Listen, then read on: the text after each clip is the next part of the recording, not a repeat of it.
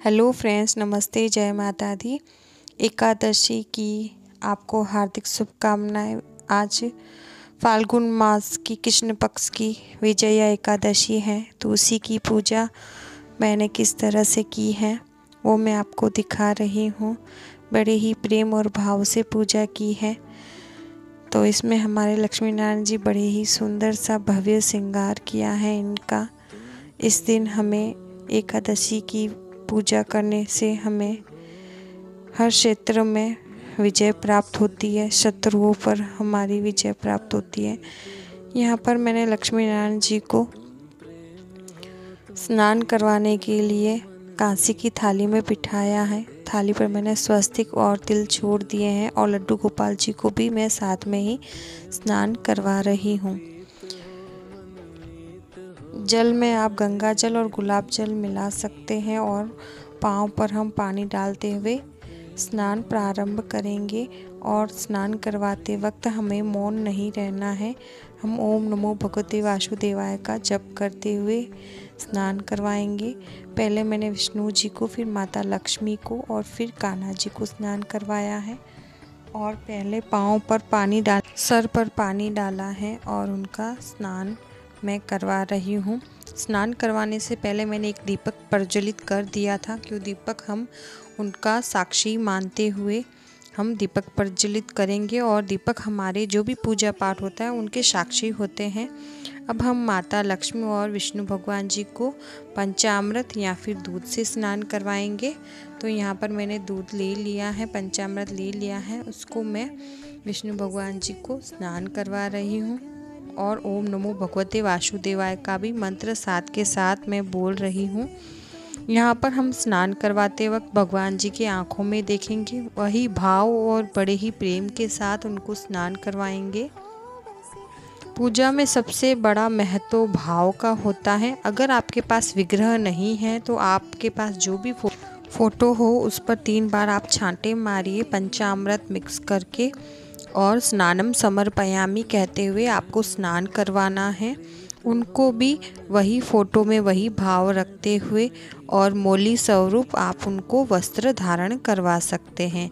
यहाँ पर अब मैं तिलों से स्नान करवा रही हूँ, क्योंकि एकादशी है तो हम चावल से, अक्षत से स्नान नहीं करवाते हैं, इसलिए मैं यहाँ पर तिलों से स्नान करवा रही हूँ। ओम नमो भगवते वासुदेवाय नमो। अब हम फूलों से स्नान करवाएंगे। यहाँ पर विष्णु भगवान जी को पीले फूल अति प्रिय हैं, तो यहाँ पर गेंदे के फूल मैंने लिए हैं। और आप यहाँ पर जो भी आपको अवेलेबल हो आप वो फूल भगवान जी को अर्पण करें। इसके बाद में मैं सादे जल से स्नान करवाऊंगी। ये मतलब ऐसा भावपूर्ण दृश्य है जो कि आपको हर जगह देखने को नहीं मिल पाता है। मुझे भी बड़े सौभाग्य से ये सब कुछ करने को प्राप्त हुआ है। इंसान ये सब करना उसके हाथ में नहीं होता है, भगवान अपने आप अपनी सेवा ले लेते हैं। सादे जल से स्नान करवाने के बाद में अब मैं इनको स्वच्छ कपड़े धारण करवा दूंगी, एक एक करके बड़े ही प्रेम के साथ। तो आज मैंने गोल्डन कलर के वस्त्र इनके धारण करवाने का निश्चय किया है और गोल्डन ज्वेलरी। अब मैं इनको इनके टॉवल से पोंछ लूँगी इस थाली से निकालने के बाद में। तो यहाँ पर मैंने इनको स्वच्छ कपड़े पहना दिए हैं, बड़े ही सुंदर लग रहे हैं हमारे लक्ष्मी नारायण जी और कान्हा जी भी।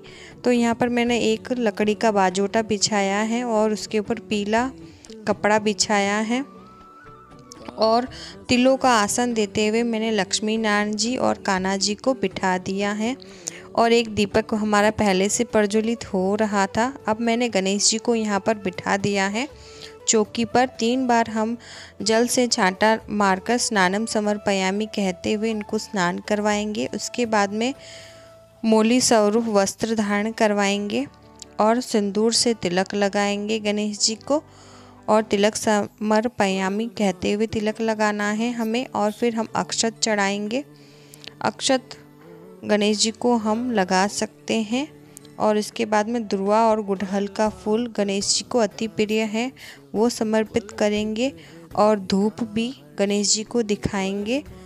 और गणेश जी को विनती करेंगे, आइए इस पूजा को संपूर्ण कीजिए।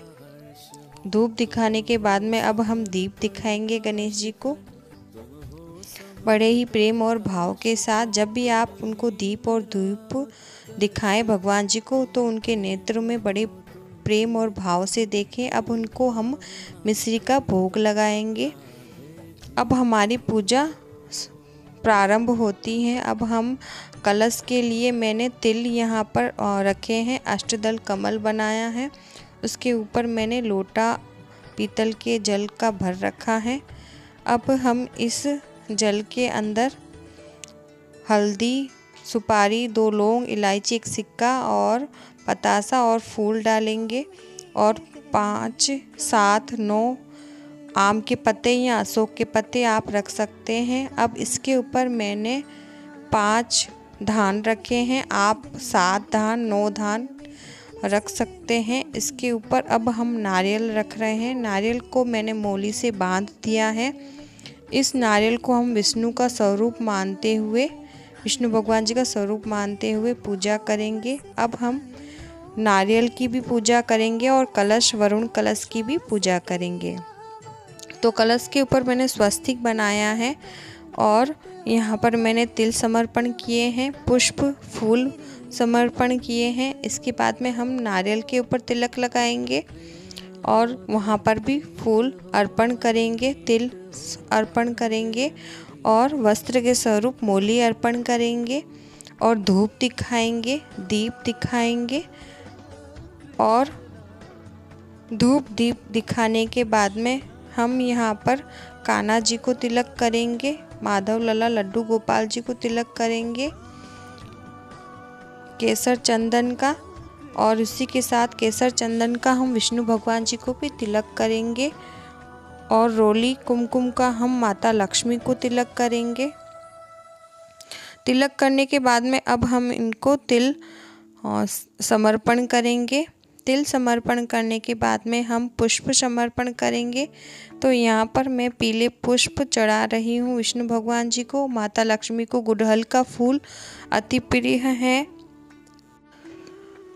और ये फूल मुझे हमारे यहाँ पार्क में भी मिल जाते हैं आसानी से। और बाकी हम गुड़हल के फूल जो भी बच जाते हैं वो भी चढ़ाएंगे। यहाँ पर मैं आंवला और आंवला के पत्ते दोनों चढ़ा रही हूँ। यहाँ पर आप बेर भी चढ़ा सकते हैं। भगवान जी को आंवला अति प्रिय है। और यहाँ पर मैं माता लक्ष्मी को बेलपत्र भी समर्पित करूँगी। माता लक्ष्मी को बेलपत्र अति प्रिय है। और विष्णु भगवान जी को यहाँ पर आप तुलसी भी समर्पण कर सकते हैं। तुलसी एकादशी को नहीं तोड़ी जाती है, एक दिन पहले आप तोड़कर रख लें। तो यहाँ पर मैं तोड़ नहीं पाई थी। वैसे विष्णु भगवान जी को तुलसी की माला पहनी हुई है। यहाँ पर अब मैं धूप दिखा रही हूँ। भगवान जी के आँखों में देखते हुए हम धूप दिखाएंगे और धूप दिखाने के बाद में अब हम दीपक भी दिखाएंगे भगवान जी को। दीपम समर्पयामि करते हुए बड़े ही प्रेम और भाव के साथ, और कृष्ण भगवान के साथ उनकी बांसुरी, मोर पंख भी आप रखें पूजा में। अगर आपके पास लक्ष्मी नारायण जी का विग्रह फोटो न हो तो लड्डू गोपाल जी के विग्रह या फोटो रखकर आप पूजा कर सकते हैं। अब मैं भोग के स्वरूप यहाँ केले समर्पण कर रही हूँ और मैंने यहाँ केसर वाला दूध भी समर्पण किया है और दक्षिणा के स्वरूप मैंने सिक्का समर्पण किए हैं। आप अपने भाव के साथ जो भी दक्षिणा समर्पण कर सकते हैं। यहाँ हम विजय एकादशी फाल्गुन मास के महात्मा पढ़ेंगे और इस कथा में रामचंद्र जी ने किस तरह से विष्णु भगवान जी का एक विजया एकादशी रखी थी उस दिखाया गया है। और माता लक्ष्मी को यहाँ हम पतासे और लौंग का भोग समर्पण करेंगे। और इस महात्मा को पढ़ने से पहले हम हाथ में तिल और फूल ले लेंगे और हम ये कथा पूरी पढ़ेंगे।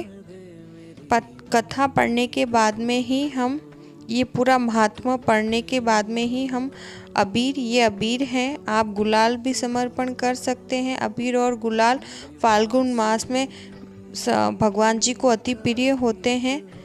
वो भी आप ज़रूर चढ़ाएं। और उसके बाद में हम आरती करेंगे। कपूर की आरती करें आप, कपूर की ना हो सके तो 2 दीपक जलाकर भी आप आरती कर सकते हैं। आप विष्णु भगवान जी की आरती कर सकते हैं, माता लक्ष्मी की, गणेश जी की।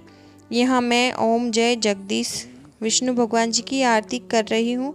लास्ट में आप पूजा में जो भी भूल चूक हुई हो उसकी क्षमा याचना करें। और इसी तरह से हमें पूरी कथा सुननी है जैसे मैं दिखा रही हूँ। और पूजा में जो भी क्षमा याचना, आप पूजा में क्षमा याचना ज़रूर करें और भगवान जी को हाथ जोड़कर विनती करें। आज विजया एकादशी है, हमें हर चीज़ में विजय प्राप्त करवाइए, हमारे शत्रुओं का नाश कीजिए। इसी तरह से हमें ये पूजा संपूर्ण करनी है। भगवान सभी को खुश रखे। मिलते हैं अगले वीडियो में। धन्यवाद। इसी के साथ चैनल को लाइक और सब्सक्राइब ज़रूर करें, अपने फैमिली और फ्रेंड्स के साथ शेयर करें। आपको ये वीडियो थोड़ा सा भी यूज़फुल लगा हो और तो इस चैनल को ज़रूर सब्सक्राइब कीजिएगा। मिलते हैं अगले वीडियो में। जय माता दी।